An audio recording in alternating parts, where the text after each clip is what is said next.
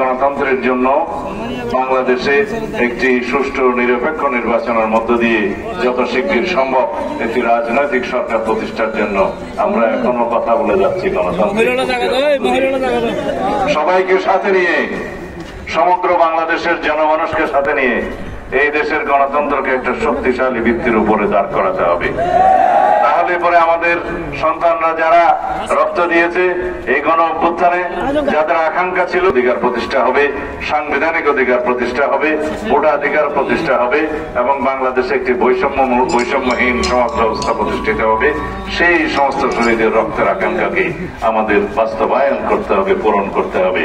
এই আমাদের অঙ্গীকার। এটা পেকো উপজেলার গণতন্ত্রের ঠিকানা। বাংলাদেশের গণতন্ত্রের ঠিকানা কি? শহীদ রাষ্ট্রপতি জিয়াউর রহমান প্রতিষ্ঠিত বাংলাদেশ জাতীয়তাবাদী দল। গণতন্ত্রের স্রষ্টা এবং রক্ষক কোথায় শুয়ে আছে? জিয়া উদ্যানে। যিনি বেঁচে আছেন গণতন্ত্র রক্ষা করার জন্য, তিনি কে? দেশনেত্রী বেগম খালেদা জিয়া।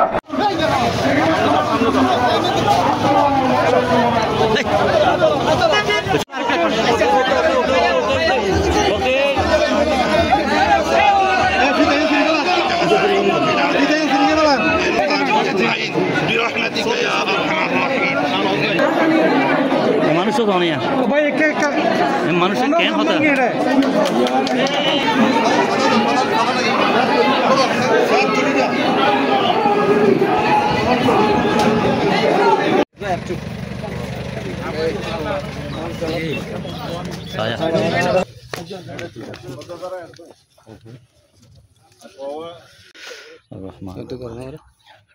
জান্নাতুল ফেরদৌস কামনা করি।